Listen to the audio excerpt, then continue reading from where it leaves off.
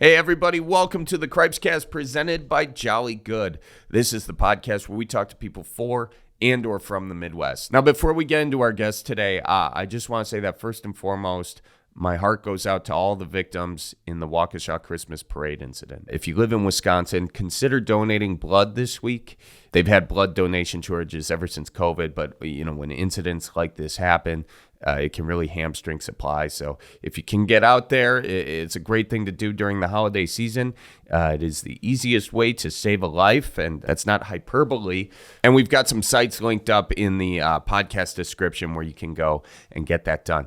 Before I jump into my conversation with Milwaukee artist Emma Daisy Gertel, I just want to briefly discuss one other topic. And over the past week, I had a bunch of people reach out, wanting me to say something about the whole Kyle Rittenhouse verdict. And, I've said stuff about that in the past, and as much as I'd want to throw another hot take into the trash heap of underinformed internet hot takes, I'll spare you that.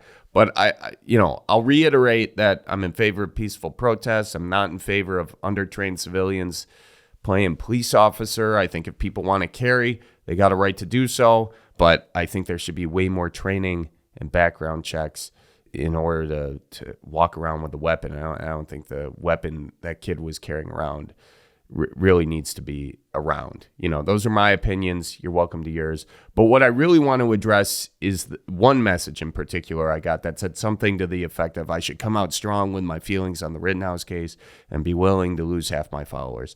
And I think that mentality may be coming from a good place, but I think it's misguided. And the reason I bring it up is I saw a bunch of other folks posting, whatever their opinion was, and saying something to the effect of, if I lose half my followers, so be it. And, this has sort of been a mentality that's been around for all these hot button issues that have come out over the past year, couple years, really. And while I get that you need to stand for what's right, and I think we have on this show, with respect to Black Lives Matter, the environment, veterans issues, a whole host of other things, I just don't know if you disagree with me, to hell with you, is really the attitude that's going to get us very far. And I think if that attitude did get us very far, it would have gotten us far already, because that's the attitude people have had for a very long time, and we just seem to be way more divided than anything else.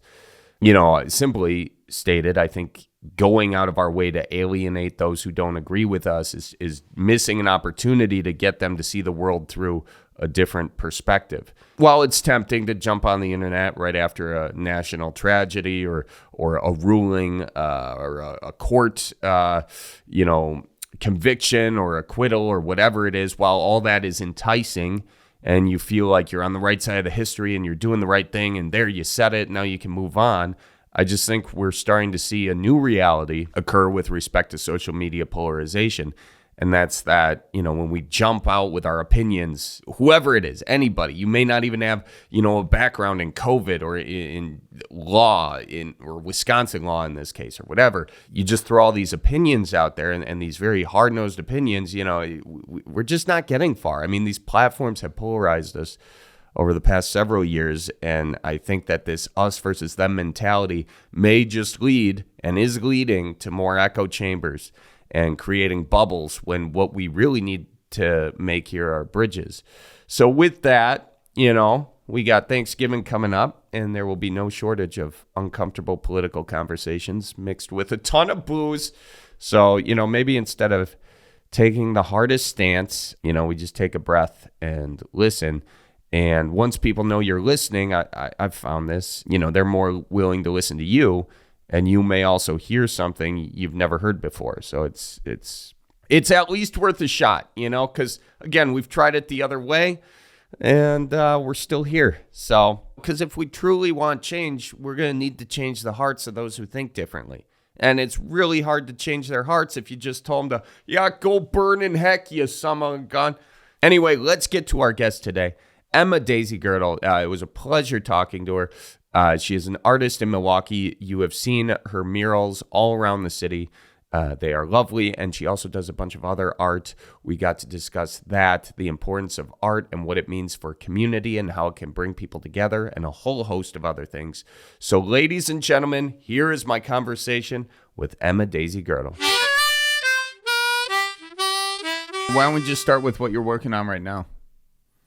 Yeah. So what am I working on right now? I just got a shipment of this fabric called Polytab, which is Mural fabric, to do a project at Fiddleheads, one of the Fiddleheads cafes that are around town. This will be for the Menominee Falls location, and it was supposed to be painted on their building. This is an alternative because it's like a Cream City sort of brick building. Gonna paint it in my studio over the winter and then install it in the spring. Yeah, and then I've got a few other irons in the fire in terms of projects that are kind of coming up. I'm considering going to Art Basel this year. Don't know if that's going to happen or not. Wait, what is that? Art Basel in Miami Beach. So Art Basel, I think, started in Switzerland. Close enough. Sounds like it. Sounds Swiss. Yeah, I don't sound like a very good artist. I don't know these things, but they do these huge events around the world, and there's a handful of locations, huge art events, like the just kind of who's who of art, the art world. Collectors kind of flock from all over. People come from all over the world to show. There's always like a lineup. It's like where that, I don't know if you remember a couple years ago, the banana that was taped to the wall. Yes. That's where that was. Okay. That was like a Art Basel thing. Got it. So like that's kind of an interesting dynamic in the art world is like how do you go from being like a super talented artist to a super talented artist that's desired by these collectors? Right. Yeah. I don't know if is there an answer to that question? I don't know. I'm just like, is there a, does it just happen, or is it like it happens slowly over time, or you get a mural and people appreciate it there? Do you get publicity that way? Like, I'm trying to think like, how would it work for comedy? Will you start building a following online? Is it the same way with art, or is that world a little bit more obscure?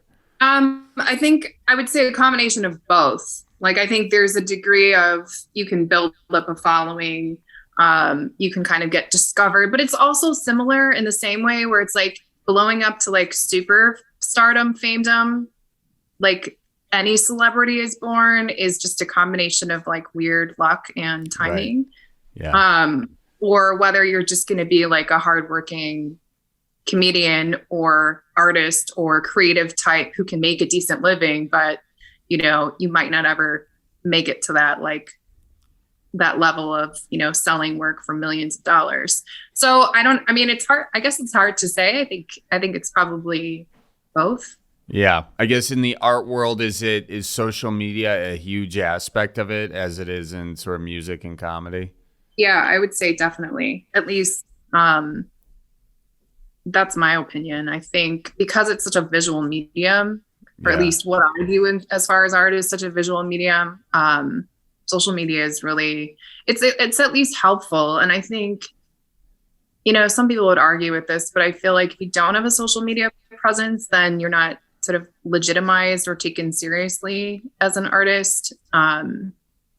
There's definitely established artists who can do or make it without having to be on social media. But if you're trying to establish yourself in any way at this point, I think definitely. I've gotten a lot of jobs. I think most of the jobs that I've gotten are simply because I'm on Instagram. Right. Yeah. It's kind of like that's how you can not necessarily be like the biggest artist that all the collectors are after and yet make a really great living on it, is sort of getting out there in that form. Right. What has been your journey to becoming the artist you are today? Where did you get your start? Yeah, well, I've always been an artist, and ever since I was little, I've been making stuff with my hands, making weird paper things like figurines, models, anything, drawing. And as I moved through school, I didn't really take a ton of proper art classes, which I regret to some degree, not having that fundamental base, but I've kind of figured things out as I've gone along, which also I think there's a benefit to that. And then when I got to college, I went to school for fashion design, and then I quickly learned that it wasn't an industry where I saw myself. I didn't feel like it was exactly what I imagined, or I don't know. I also was raised by a social worker and a psychotherapist, so I feel like my parents are pretty left-leaning people, so I would say like they sort of instilled certain qualities in me that I couldn't see myself working in that industry. But I still wanted to do something creative. And I had this scholarship that required all these community service hours. And as a part of that, I kind of got connected with this organization called Express Yourself Milwaukee. It was founded by an art therapist here in Milwaukee. It's an affiliate of an organization that was based in Boston. And it was really about celebrating the power of the arts to change lives. And we worked with young people. And I worked with this organization as my community service. And again, this was a scholarship program that I didn't stay in. I only was in the program for a year. But as a result, I shifted the course of my academic experience and thus kind of my future in that way. And ended up with a degree in community arts and cultural development, which is a degree that I made up. It didn't exist before. And they let you do that? You're like, this is what it is. I had an advisor at the time who knew that I just needed to get out of school. Mm-hmm. I just had gotten all that I could from the institution at that point. And I was totally in agreement. I just wanted to get out of there.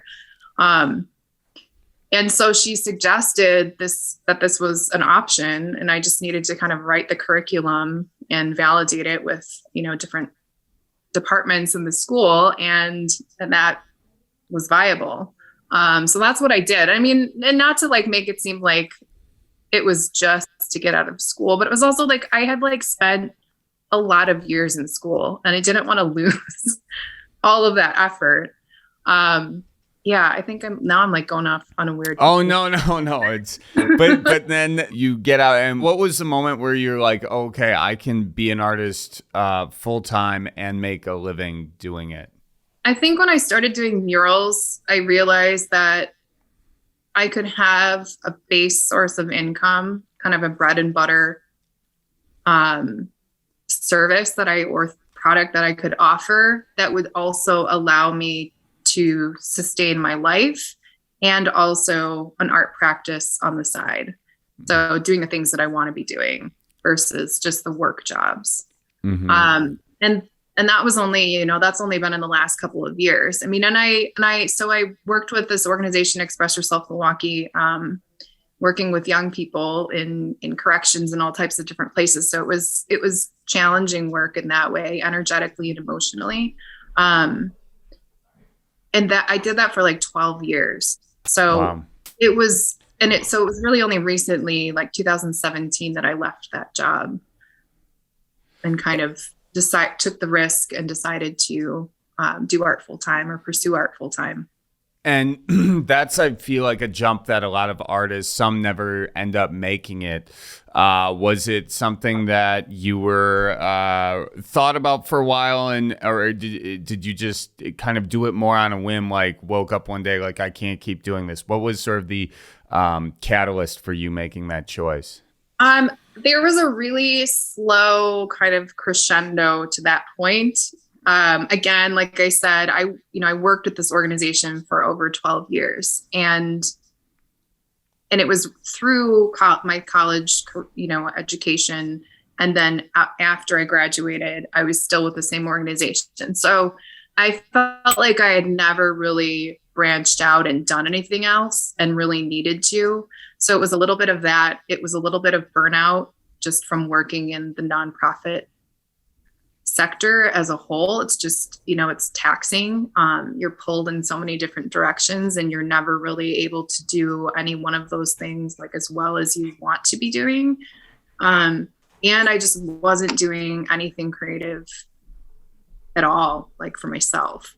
And I knew that wasn't going to work in the long run either. So it was kind of like all of these things built up. And then at some point I was like, yeah, I just need to get out of here before it's like really bad. Yeah. Okay. Not that I didn't like the job, but right. No, but you felt your time had come there. But then you do jump out into this world of, okay, make it or break it. Did that put too much pressure? Were you okay with the pressure that put on, and how did that impact like your art, I guess? Yeah, I mean, it really forces you to figure shit out really quick. I have a kid as well, a 12-year-old. So, at the time they were pretty young, and I felt the need to still provide some stability. I wasn't married at the time, I was a single person. And I didn't have a ton of savings, I mean, I was like working in nonprofit arts, like it pays, but wasn't paying a ton. Right. So it was really like, but I think what my previous job had taught me was how to figure shit out. Mm-hmm.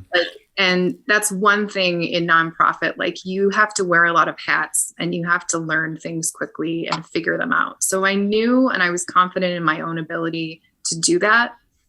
So I was able to at least say, if this doesn't work, I can get a job doing something else, right. And I'm not like so prideful that I wouldn't just find some whatever job, right. Things didn't work out.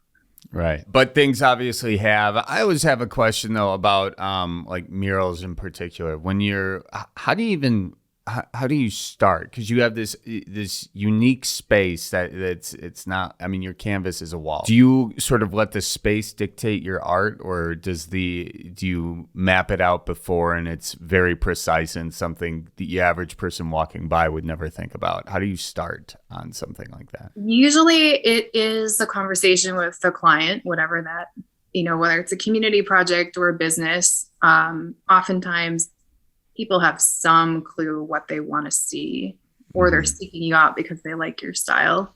And then for me personally, and I'm sure this is different for every artist, I really like to consider the space, the environment that the mural is going to live in, the architecture of the building, the surface, people who are walking by. I like to think about those things. Who's going to see it every day? What's the purpose of it? And then I kind of go from there. And and as an artist, I work in a couple of different styles, and mostly I work in 2 styles for murals, and they're both very graphic and stylized, and I use a lot of color. So that's kind of how I approach it. It's usually a pretty specific design. I work that out, and then, come back to the client and say, this is what I'm thinking. And either I have to, workshop it a little bit or straight to the runway. Got it. And do you ever screw up on one of those things? And because I feel like how do you make it see? I know these are pretty like basic questions, but I've always wanted to know this. Like do you map it out on like a piece of paper first and then just amplify that, and is there a pretty easy, like, can you easily mess up an entire mural and have to start over? So it's not, well, I don't think it's not easy to mess up, simply because when you're working that large, you're moving pretty slowly. Right. Okay. You catch those mistakes right away, which I've done. Like, this is why I don't use a measured grid anymore, because you can very easily mess up which box you're in. Yeah. Right. And then that's annoying. But I use a method now to enlarge my images called a Doodle Grid. But there's a lot of different ways. Like some artists, and it depends on where what location it's in. A really easy way is to just simply project your image with a projector. So a lot of artists do that. And to me it feels like cheating sometimes, but sometimes it's like the easiest way to do it, because you've already drawn it and then you just project it. Yeah, right. But then, grid method, which I think every kid learns, like probably how to draw a portrait in art school and like elementary school, using a grid where you have like, your image and you grid it out into squares, and then each square represents like 1 foot or something on large scale. And then you work that way. And that's how you keep your proportions correct. But then the method that I really like using, which is called the Doodle Grid, which is way more fun, is you literally just paint doodles or whatever, like smiley faces, letters, different shapes. And then you take a photo of that and then you superimpose your design over it so that you can see both of the layers. And then it offers a bunch of different reference points to kind of transfer your image, if that makes sense. Yeah, no, it does kind of make sense. I mean, I'm getting flashbacks to my art classes where I screwed up royally, actually. Yeah, we lost all hope of me being an artist almost right away in first grade. I had a hard time with stick people, but anyway, that's me. Where can people see your murals right now? Are there any buildings that you're currently on? Yeah, so in the Milwaukee area, I've got the biggest mural that I've ever done is 4,000 square feet. It's on West Wisconsin Avenue, like 7th and Wisconsin, on the side of a Dunkin' Donuts. Nice, you got the Dunkin' side. Yeah, that's right. They even did a donut with my mural on it. Ooh. It was really crazy. That's pretty cool. So when you and that was commissioned by Dunkin'? No, that was actually commissioned by Milwaukee Downtown. So the bid 21 did an open call for that one. But it was done in conjunction with, or in partnership with, the building owner, who's the Dunkin' Donuts owner. Got it. And when you do a mural in a city like that, especially that's right downtown Milwaukee, you become like part of that city, I think. I mean, I remember when I was a kid driving on 43 and seeing like the whales on the side of the mural of the whales on the side of the freeway, and that like becomes part of the city. What is that pressure for you, or do you feel that like when you're about to like that might cause me so much paralysis I would never create anything again? I have trouble with stick figures, but you know what I'm saying, that would be a lot of pressure. Do you feel that pressure? Yeah, I think the pressure comes in different ways, because every time I start a new project, I think like, how am I doing this? How are they letting me do this? Like, these people are trusting me to paint on this wall. And so before like the first like brush stroke is ever laid down, I still feel that way. I still feel that anxiety of like, I could totally F up this wall, and like, that's, it's just me. But yeah, I mean, there's also the pressure of, creating something that the community is going to respond to and enjoy. And that's like an important aspect of it to me. But I also find it like a really great honor. So it's also what's exciting about it. So it's like, it's equally energizing. I think I talk about access to art a lot and the importance of access to arts, of all types of arts. But, because I'm a visual artist, obviously, like, this is one way that I feel like art can live in the community in different ways, that all people can enjoy it. And I think that's one of the coolest parts about public art and murals. What is the mural that you are most proud of that you've done to date? Oh, man. I think it's different ones for different reasons, but I think I just did one this year at Bayshore up in Glendale that's in the Rotunda. And it's one that I'm really proud of because I was able to involve a bunch of different artists. It's a multi-dimensional mural, so it's more like an installation where I took one of my paintings that was more of an abstract painting, and I blew it up. And then I kind of pulled out different brush strokes from it and created 3-dimensional shapes. There's cut acrylic pieces, there's a neon piece, there's lighting features, there's bent metal work, and I was able to work with, a couple of different artists, local artists, to make that happen. And that was a really fun process. And I love projects like that where it allows me to kind of play and engage, or, there's often like other artists that I want to work with. And, I don't necessarily know exactly what that's going to be or what that looks like, but the opportunity or the projects that allow me those opportunities are always really fun. Yeah, and that brings up another point of like the art scene in Milwaukee. What is the scene like here? Is it thriving? Is there anything you wish for it? I think it's on the up. I think it's growing in a really positive way. I am part of a community called VAR Collective. There are two buildings that house a bunch of different artists, maybe like 70 artists, and several different gallery spaces within. And I feel like there are more artist communities like that developing and popping up in Milwaukee. And I think that's a really positive thing, because it means that more artists are seeing a place for themselves here, and that there are opportunities, and that even though Milwaukee isn't a huge city, we can sustain and support creatives, in creating a life. So I think it's definitely growing in that way. And I think it's very, community driven, in that there's a lot of like sort of cross pollination with these different groups that I think is helpful. I think people are more into sharing ideas and sharing resources than perhaps in the past. And maybe that's just been the last couple of years, the necessity of having to share resources. I don't know. Is there something that you think that the Milwaukee art scene could use that it doesn't have now to help create this, strengthen this scene? Yeah. I think as a whole, Milwaukee needs, and I don't know if this is the art community specifically, but maybe art patrons or funders of art. I think more risks need to be taken. I think Milwaukee's kind of, there's a ton of potential here. And I think I've always felt this way about Milwaukee. It's like, we're like a city of tons of potential, but then we miss all these opportunities because we're too afraid to take a risk.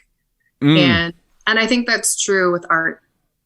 Here as well. Yeah, with art as well. Why do you think that is? Why do you think is it the culture here? Yeah, I mean, I think it's a little bit of the culture. I think it's a little bit of just like Midwestern mentality of like, I don't know, we're like not edgy enough.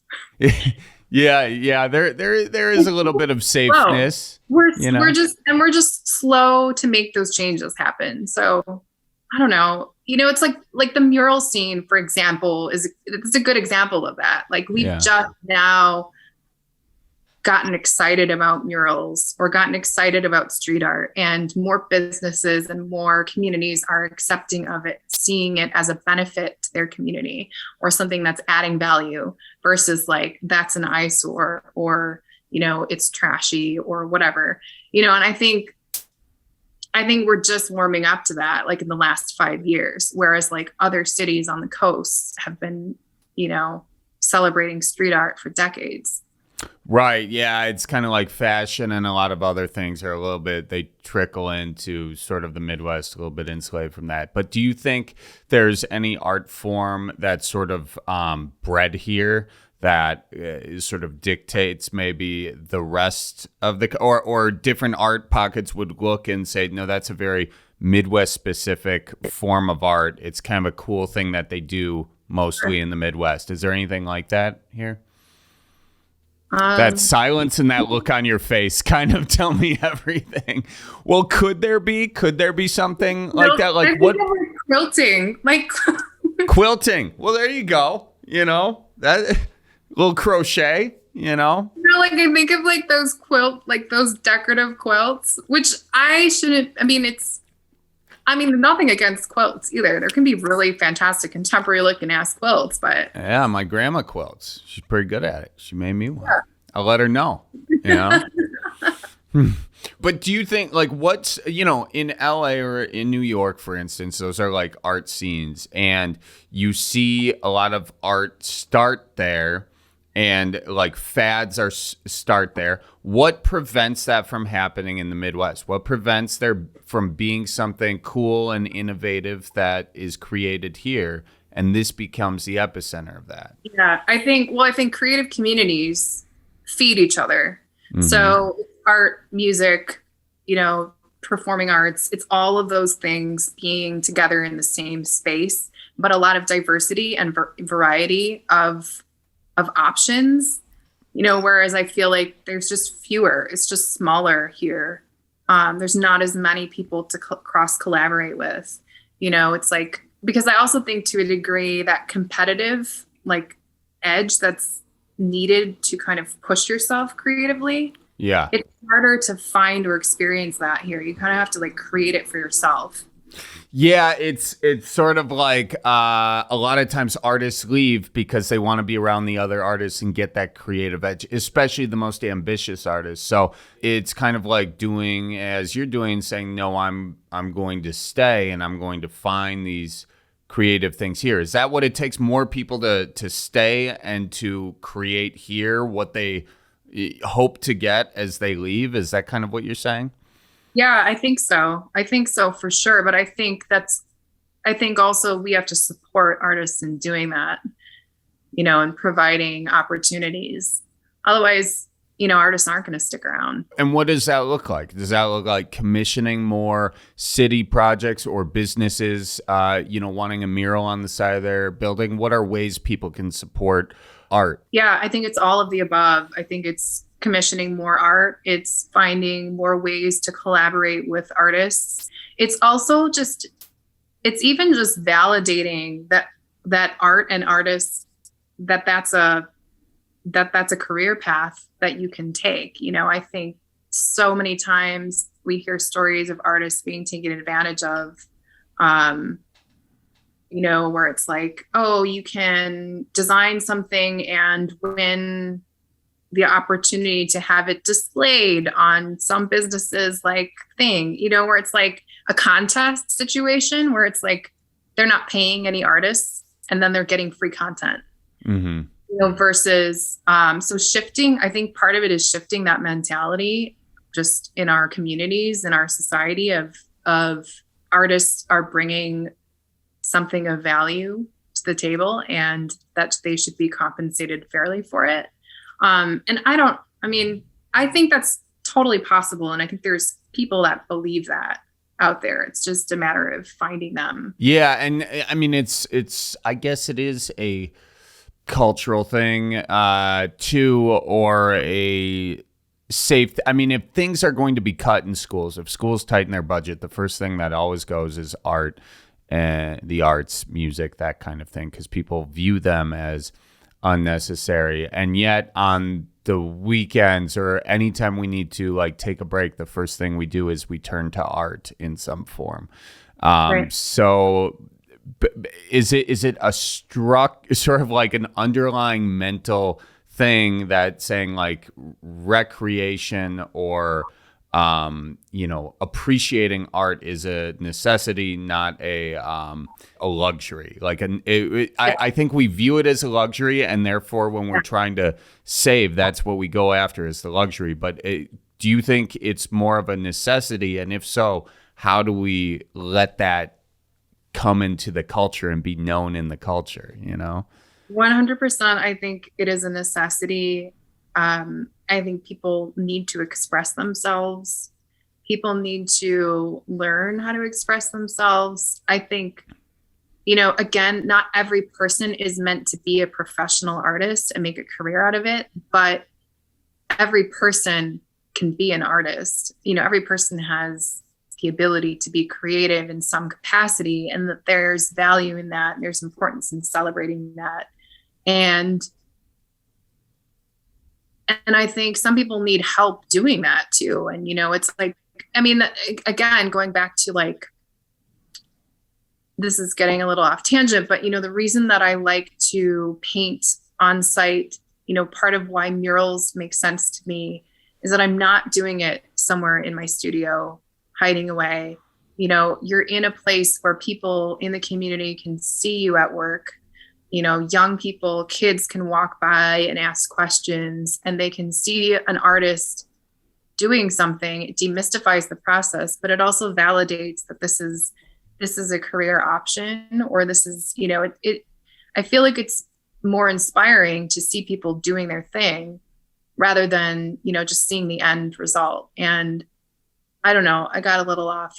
No, I'm glad you brought it up. Go ahead. I've cut you off. No, it's okay.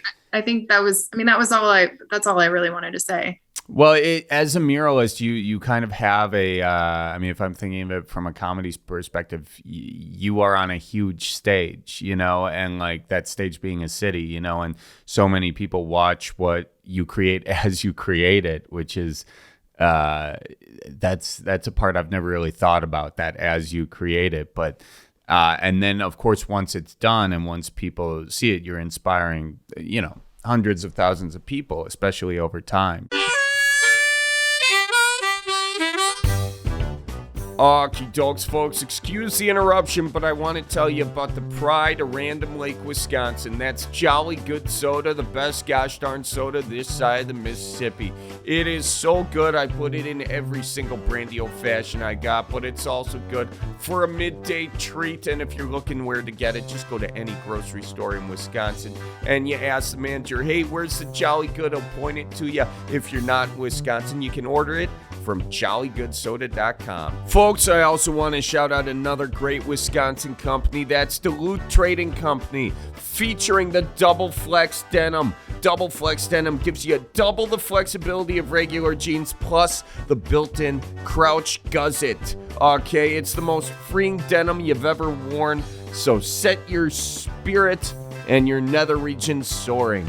Finally, we got the holidays coming up, and what better gift to give your loved ones than something that says watch out for deer, or ope, or keep her moving, or a cribbage board. We got dice cups. We got a whole bunch of stuff. We even got ugly Christmas sweaters up there. One says watch out for reindeer. Another says ope Christmas tree. We got fishing lures and the whole deal. Everything for all your loved ones this holiday season. It's made in the U.S. and printed in Wisconsin, and you can find it on Cripescast.com.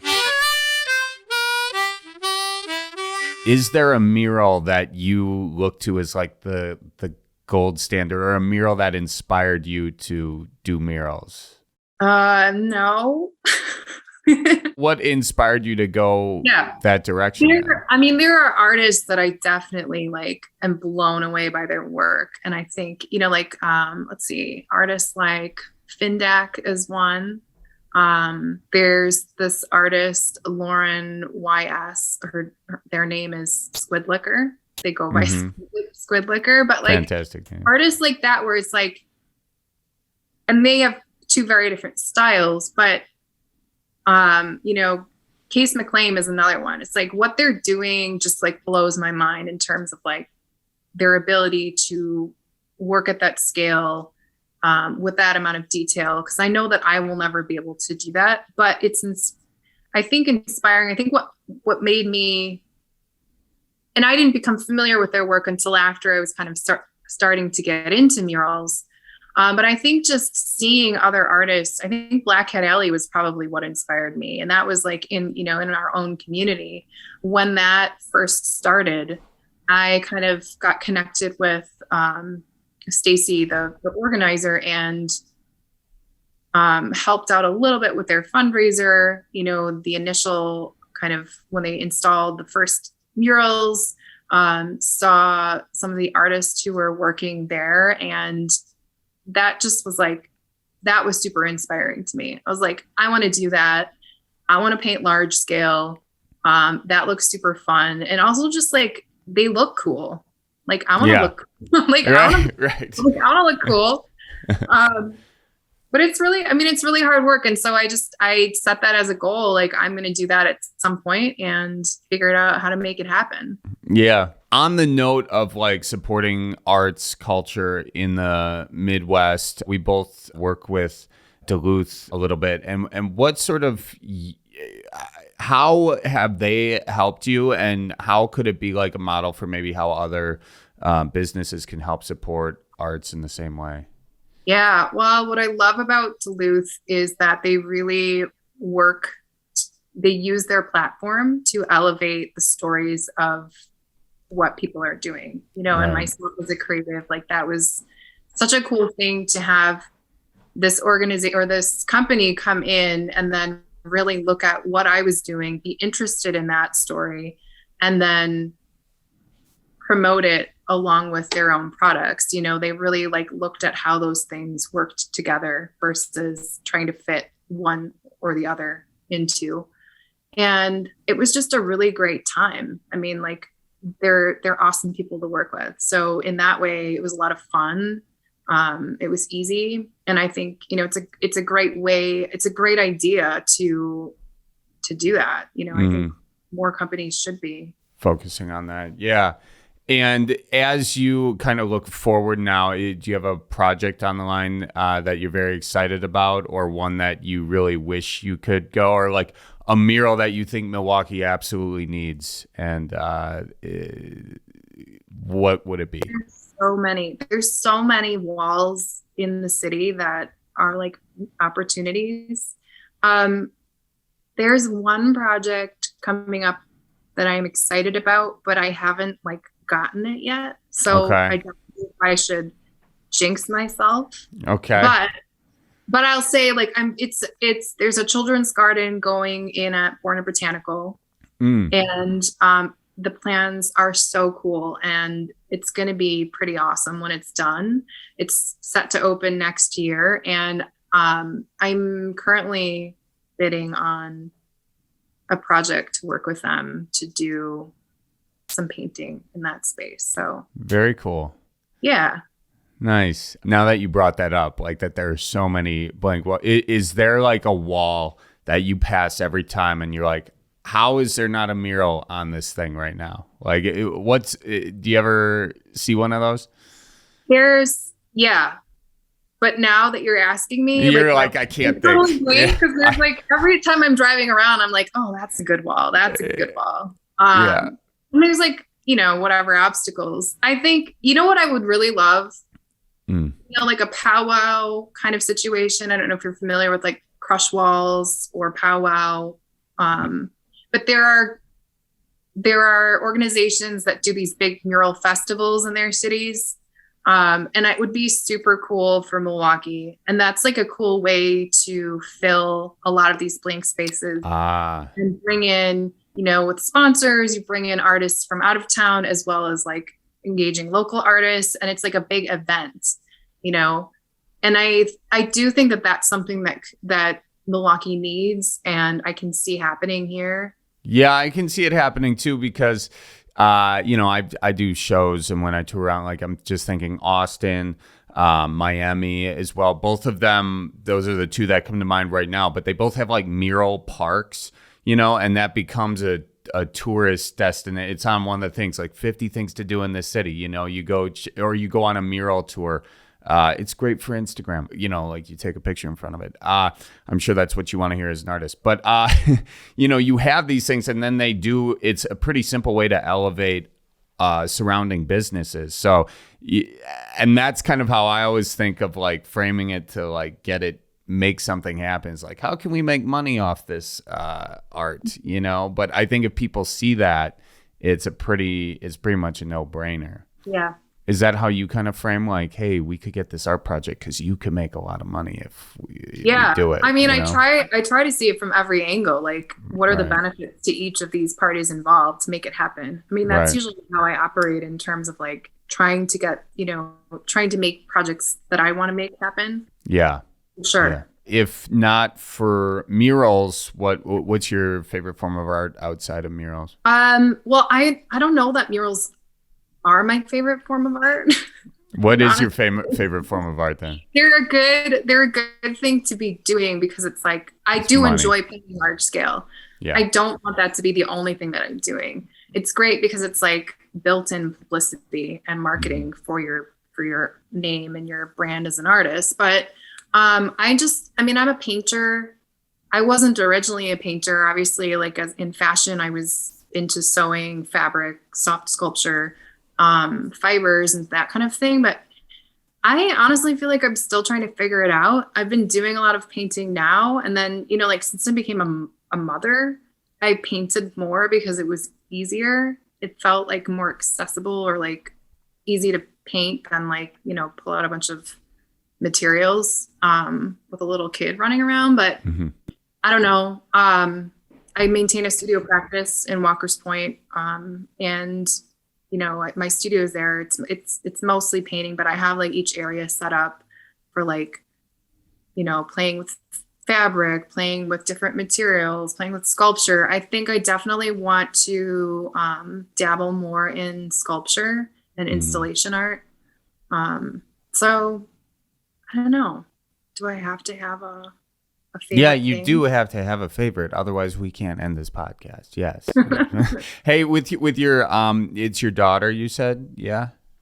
They were born as a girl, but they have chosen non-binary.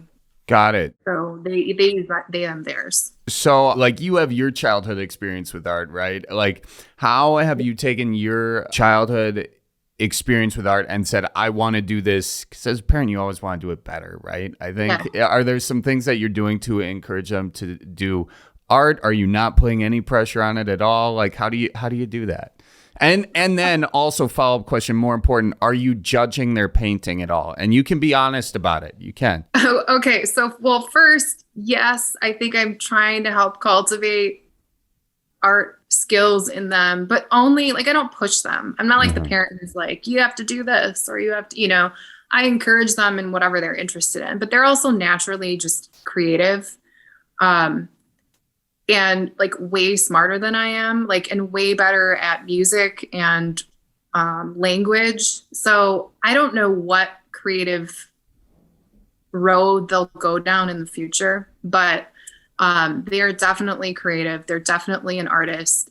They probably wouldn't self-identify as that and would probably be really embarrassed if I like was, touting their work around, but like they do some pretty awesome stuff. And then, I would say like they used to come to the studio with me and be excited about, playing with materials. Cause it's like, it's a wonderland. There's everything there. And now they're like, they could care less. They don't want to have anything to do with, kids these days. They're really unimpressed too with like anything that I do. Well, you're their mother, and so that makes sense. That it's about the age for that. Cool. Is there anything that you would say to an aspiring artist today? Any advice you'd give them? I would say to an aspiring artist, do what you really enjoy doing. Create what you love to create. Don't worry about other people, and don't worry about there being some like correct way to do things. That everyone's path, especially as artists and creatives, is very, very different. And one person's success looks totally different than someone else's.